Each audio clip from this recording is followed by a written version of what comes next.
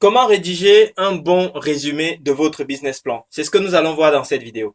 En fait, si vous avez besoin de financer votre projet par la banque ou même si vous avez besoin d'aide, en général, les différents organismes vont vous demander de rédiger un business plan.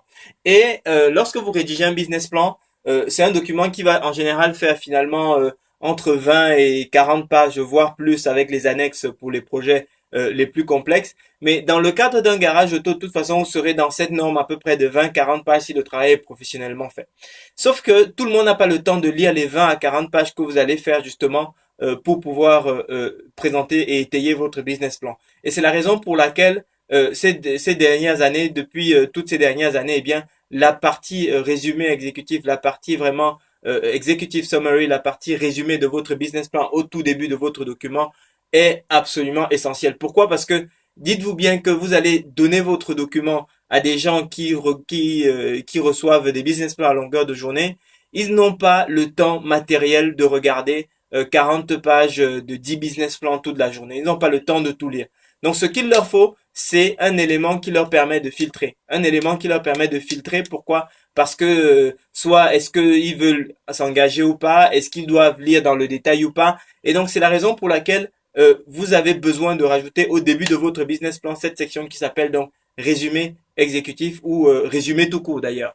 Donc vous avez bien compris, le résumé, c'est ce qui va faire en sorte que les personnes qui lisent votre business plan se disent, OK, j'ai envie d'y aller ou pas. Donc, vous devez apporter un soin particulier à la façon dont vous formulez ces 2 pages de votre business plan. Alors, concrètement, qu'est-ce que vous mettez donc dans le résumé exécutif? Premièrement, eh bien, en fait, comme son nom l'indique, vous remettez un petit peu de tous les éléments qui sont dans votre business plan. C'est-à-dire, les principales parties, c'est quoi? C'est le concept, l'entrepreneur, c'est-à-dire vous ou la personne qui va tenir l'entreprise, qui crée l'entreprise ou qui va la gérer, bref l'équipe dirigeante.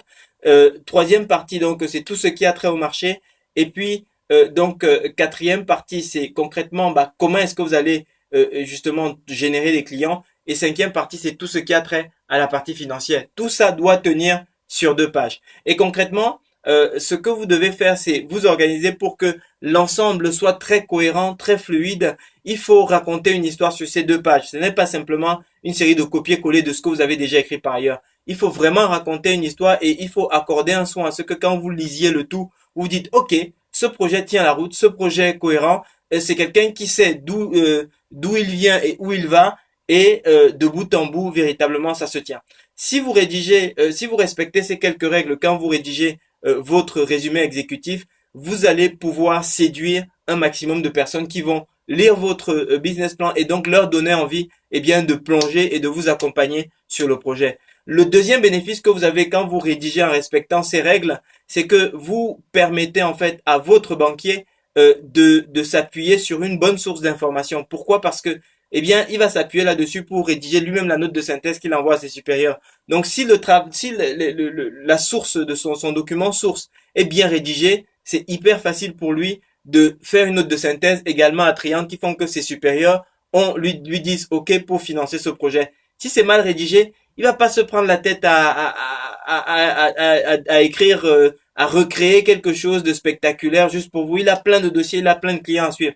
Donc, c'est vraiment votre job de respecter ces règles lorsque vous avez à construire un résumé exécutif pour votre business plan. J'espère que cette vidéo vous a éclairé un petit peu sur comment est-ce que vous allez vous y prendre pour rédiger cette partie essentielle de votre business plan.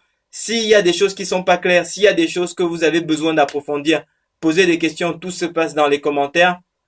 Inscrivez-vous à la chaîne également parce que, vous savez, je suis un être humain, donc si vous êtes inscrit à ma chaîne, etc., et que vous posez des questions, que vous réagissez souvent, j'ai plus tendance à me décarcasser pour vous. Non pas parce que j'aime pas ou je réponds pas à ceux qui sont pas inscrits, mais juste parce que, en tant qu'être humain, je suis plus sensible à ceux qui m'ont déjà montré un peu de sympathie.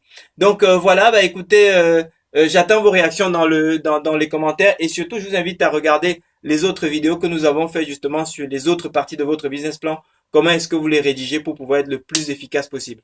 Merci de votre attention et très bon succès dans votre projet.